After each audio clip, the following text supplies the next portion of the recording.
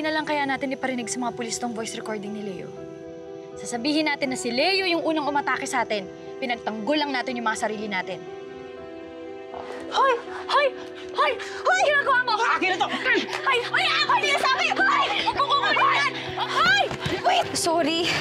Nabitawan ko yung cellphone, sumut eh. Nandiyan pa naman yung recording ni Leo. Nurse! Doc! Doc! Nurse! Nay! Hello, Tita Remy? Hello, Diyos ko. Bakit po kayo umiiyak? Ang nanay niyo. Ang nanay niyo. Nag-flatline. Nire-revive ngayon ng mga doktor. Ang sabi ng doktor, delikado na daw ang ligay ng nanay niyo. Baka hindi niya na daw maabot ang buhay. Tita, bakit naman po ganon? Di ba inoperahan na siya? Please sabihin niyo po sa mga doktor, gawin nila lahat para iligtas siya. Tita, di ba nga po dapat magaling na siya? Bakit parang mas lumala lang? Madami daw naman ng dugo ng operasyon. Tita, sabihin niyo po sa mga doktor, gawin po nila ang lahat. Please, iligtas po nila si nanay. Please, tita, please. Please. Ginagawa naman ng mga doktor ang lahat. Hindi na kasi siya nagising. Natutulog siya pero umuungol. Tapos lumuluha. Hindi ko alam. Baka nararamdaman niya kung anong nangyayari sa inyo. Kaya hindi siya gumagaling-galing. Diyos ko po. Ate Selinata, Kari, kailangan malaman ni nanay na okay lang tayo. Kailangan niya malaman. Paano nga tayo pupunta sa ospital? May mga pulis nga. Tita Remy, gagawan po namin ng paraan. Oo, pero delikado si Lynn, ha? Tita, baka kami lang yung kailangan ni nanay para lumakas siya eh. Hindi ko na alam. Hindi ko alam. Basta mag-iingat kayo, ha? Diyos ko. Ginagawa ni nanay ang lahat para sa atin. Dapat gawin din natin ang lahat para sa kanya. Tita? Tita Remy? Wala na, Dadbat.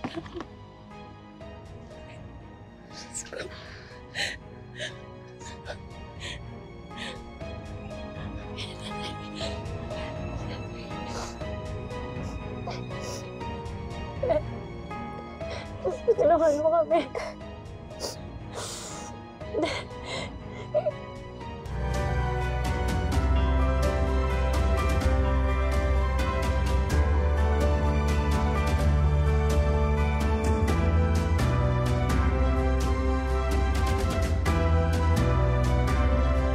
Huwag kang matakot.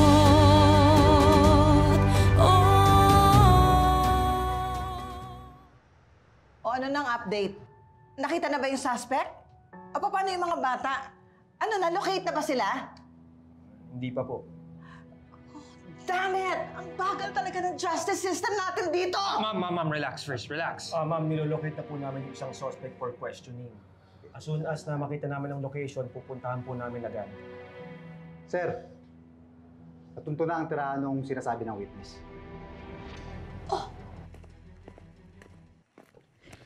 Ano na bang plano niyo? Ha? Hindi ko na alam. Hindi ko na alam kung anong gagawin natin. Dapat kasi hindi na tayo tumakbo. Dapat hindi na tayo umalis ng ospital. Yan ang nga yung sinasabi ko sa inyo eh. Kung hindi tayo tumakbo, edi sana nakulong tayo. Paano tayo makakatulong kay nanay? Bakit? Nakakatulong ba tayo kay nanay ngayon? Eh yan na nga oh, critical na nga yung kondisyon niya. Kapag may nangyaring masama sa kanya, kapag hindi natin siya naabutan, kasalanan niyo. Ah, kami pa! Kung hindi sana sa kalandian mo, hindi sana tayo aabot sa ganito! Tama na. Please. Biktima rin ako, ate. Tsaka isa pa, wala naman ako sinabing gumanti kayo. Salamat ka, concerned kami sa'yo eh. Tama na sabi. Pwede bang pag-isipan na lang natin kung anong gagawin natin? Ate, kailangan natin pumunta ng ospital. Go! Sige! Magpahuli ka sa pulis. Total, kagabi mo pa naman gustong sumuko, di ba? Baka maawa sila sa atin kapag nalaman nilang malala na yung kondisyon ni nanay. Tanga ka ba talaga? Kaya ka nauuto eh! Hindi ako tanga! Ano ba? Tama na! Tama na!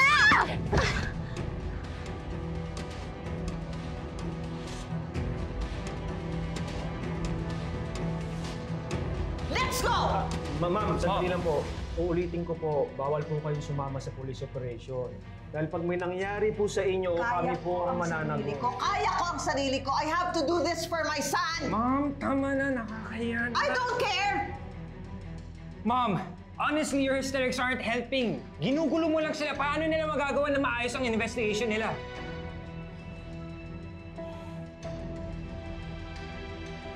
Pwede ba tumigil na ka kayo? Baka makaagaw pa tayo ng atensyon, may makakita pa sa atin, makilala pa tayo. Paano ba naman kasi ate? Di naman marunong mag-isip si China bago magsalita. FYI lang ha, walang naaawa sa kriminal. Hindi tayo kriminal. Tama na, please. Ikaw ba ate?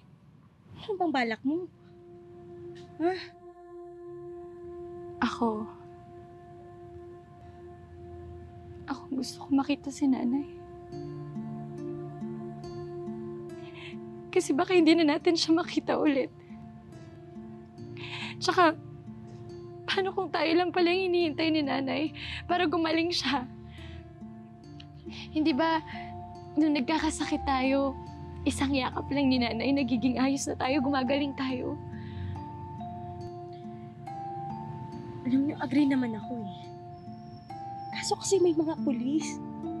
Ayoko lang na makulong tayo na wala tayong nanay na magtatanggol sa atin.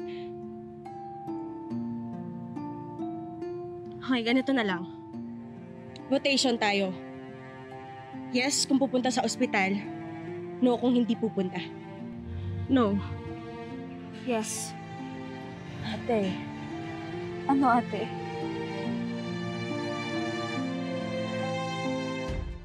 Votation tayo. Yes, kung pupunta sa ospital. No, kung hindi pupunta. No. Yes. Ate. Ano ate?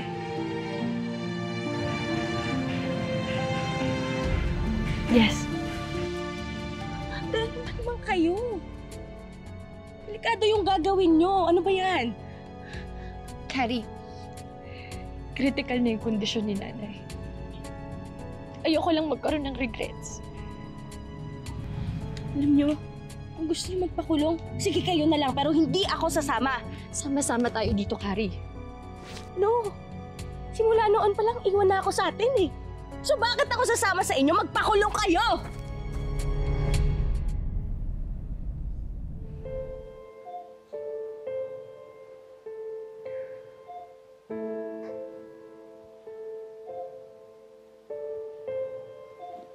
Stable ang kondisyon ng pasyente sa ngayon. Dok, bakit po parang hindi po siya nagsasalita? Maraming factors kung bakit di pa siya nakakapagsalita. Kaya nga ang suggestion ko, i-transfer muna natin siya sa ICU para ma-monitor natin yung status niya saka recovery niya. ICU?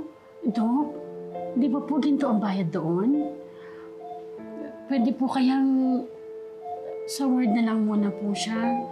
Kasi po, kung sa ward po siya at pinayagan niyo kami, tututukan ko po siya. I-report ko po kung anong mangyayari sa kanya. Promise, Doc. Okay, pero kailangan may pirmahan kang waiver. Opo. Okay? Diyan ka muna. Mag-arrange muna ako. Thank you po.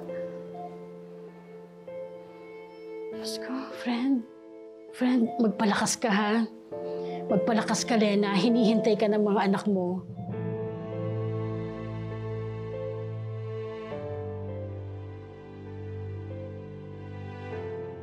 Grabe talaga to si Ate Kari. Napaka-selfish, walang pakisama. Tama naman si Carrie. So ano ate? Change vote ka na rin? Hindi.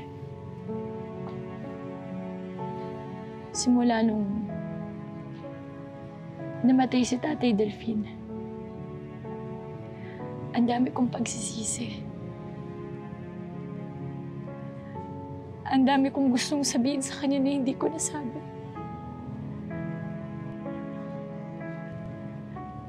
Ate, ako Ako rin naman, gusto ko makita si nanay. Just in case na may mangyari sa kanya. Ang sabihin yan, walang mangyayari kay nanay. Oo, ate. Pero anong plano natin? Andun yung mga polis. Baka makilala nila tayo. Naalala mo yung movie na pinanood natin? Yung nag-disguise sila para hindi sila makilala. Oo. Kasama pa natin si nanay nun sa cinema eh. Tapos, naghiwa-hiwalay sila para may diversion. Oo. Ate, maghihiwalay tayo? Ayoko. Gina, wala tayong ibang choice. Kailangan natin gawin to. Kasi, kung magkasama lang din tayo, kahit na pa mag-disguise tayo, malalaman nila na tayo yung hinahanap nila. Kailangan natin gawin to para kay nanay. Kaya natin to.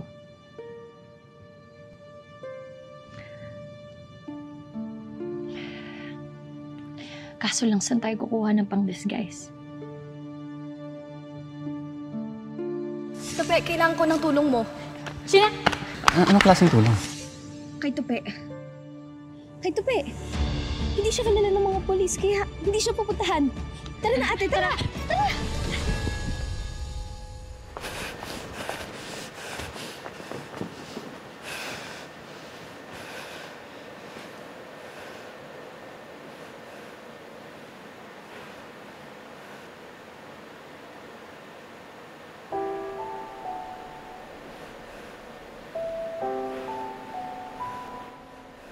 Nanay, sorry. Pero ano bang gagawin ko? Natatakot ako.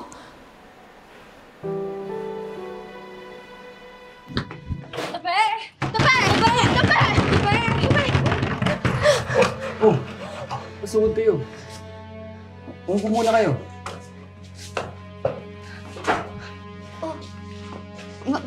Bakit ka may pasa?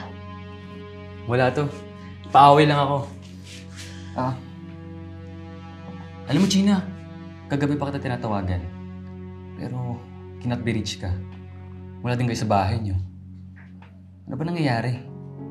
Tsaka, bakit ganyan mga itsura niyo? Mahabang kwento. Basta, pag may narinig ka, wala kaming kasalanan, okay? Ano bang kasalanan niyo? Wala nga. Tupe, pwede ba kami humingi ng favor sa'yo? Hiram sana kami ng damit. Kailangan lang namin papunta ng ospital. Bakit sa akin? Wala naman akong pamabaing damit. Alam mo, ang dami mong tanong. Papahiramin mo ba kami o hindi? Tupe, please. Kailangan namin ng tulong mo. Okay. Sige. Pero, hindi ko na kayo masasamahan kung saan kayo pupunta. Okay lang, okay lang. Please, tulong mo kami. Okay. Teka lang. Salamat. Thank you, Tupe. Ate, paano kapag nahuli tayo? Hindi tayo mahuhuli. Ate, paano nga? Sasabihin natin na hindi talaga tayong pumatay kay Leo. Siya naman talaga yung may kasalanan sa'yo, eh, di ba? Okay. Ready? Hinihintay na tayo ni nanay.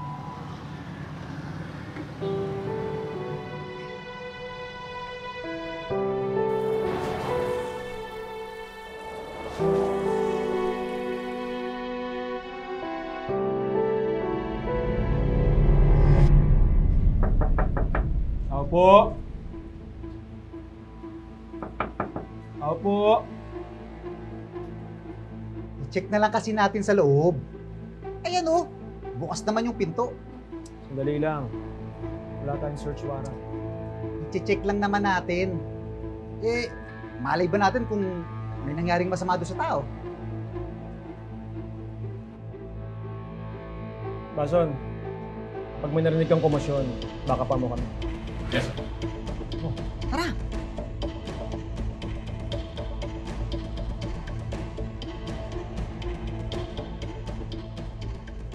Ayun.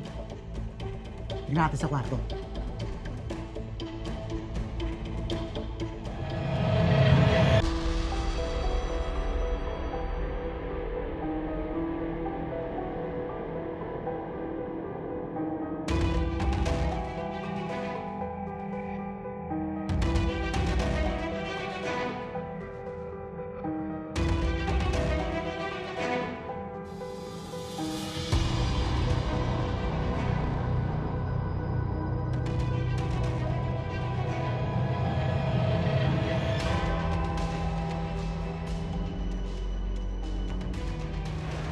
Mukhang obsessed na pana-stalker ka. May clear na motivation. Wala pa. Hanggang titi pa rin nakakausap at wala pa tayong formal na investigasyon sa taong to. Hindi pa.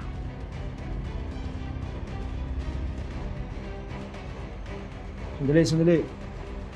Wala tayong search warrant. Huwag muna tayong humapot ng kahit ano. Lumabas na tayo.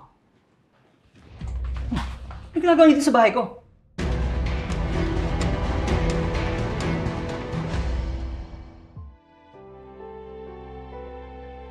Ate?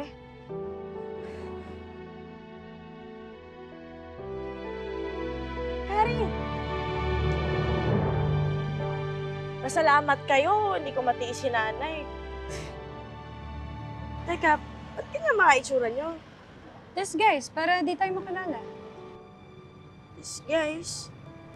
Ano ba plano? Ito. Suot mo yan. Alam ko naman di mo kami matitiis eh. Pero, paano nyo to naisip? Kasi di ba may napanood tayong movie, ginawa nila yan. Movie yun, ate. Totoong buhay to. Dito, walang retake, walang cut. Ate Kari, makinig ka na muna. Mamaya ka na umangal dyan. So ito yung plano ha. Una, hindi tayo pwede magsabay-sabay pumasok kasi obvious na tayo yung tatlong babaeng hinahanap nila.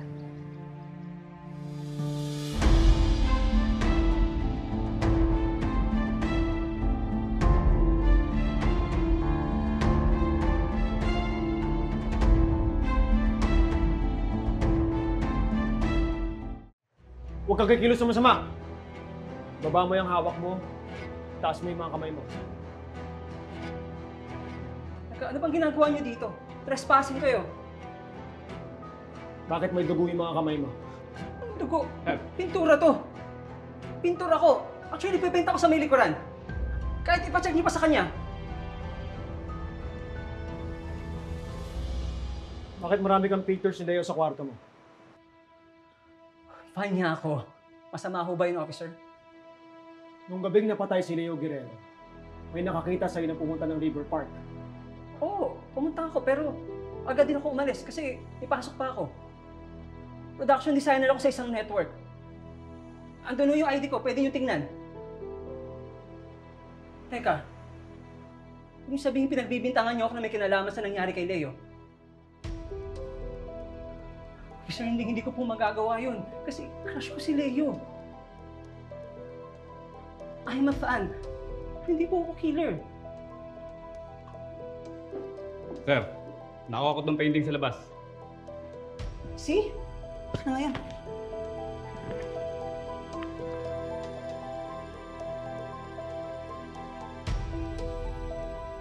Pwede ka ba naman imbitahan sa presinto? No!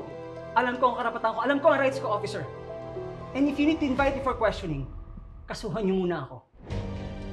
Now, if you don't mind, umalis na kayo sa bahay ko bago ko pa kayo kasuhan ng trespassing. Balante, tara.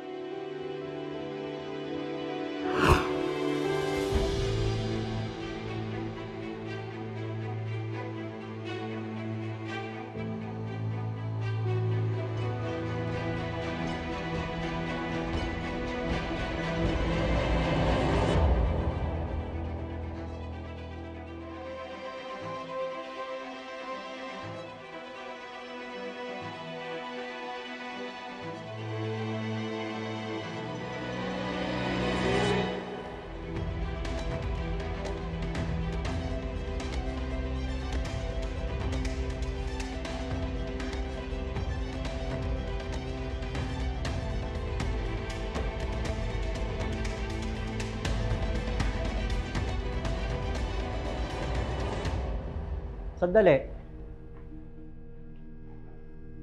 Miss, saan ka pupunta? Sa nanay ko po. Bantay ka? Anong room number? Miss, sandali. Po. Saan ka pupunta? Sa nanay ko po. Bantay ka? Anong room number? Nakalimutan ko po eh. Nakalimutan? Niloloko mo ba ako? Miss, tumingin ka nga sa akin.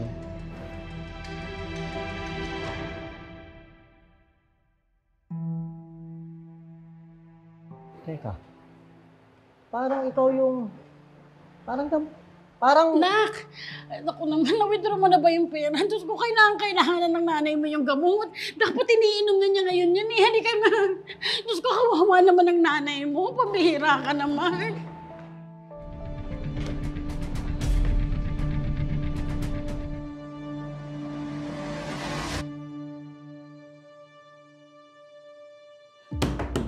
Tulong po!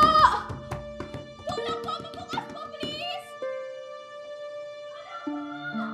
Sino yan? Kuya! Oh!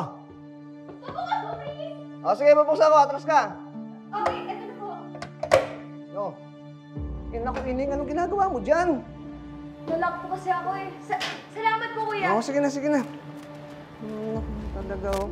Bakit alam mo naman na may mga pulis dito? Eh, bakit naman pumunta ka pa? Kailangan kami ni nanay eh. Kamusta na po ba lagay niya? Stable na siya sa awa ng Diyos, pero naman nakakatakot dahil hindi mo alam kung anong susunod na mangyayari. Tita, kasama ko rin po mga kapatid ko. Nasaan sila? Nasa 3rd floor po. Sabi ko doon kami magkikita ulit eh. Puntahan natin ang mga kapatid mo.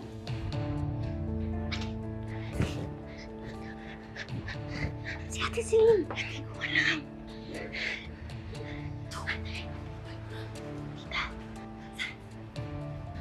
Nurse, CR muna ako. Humihilab na naman eh. Sige sir, ako nang bahala dito. Oh, sige. Arini, paano kami papasok doon? Hindi kami nakikita ng mga polis. Ako pala. Ma'am? Nurse! Ano nangyari sa inyo, ma'am?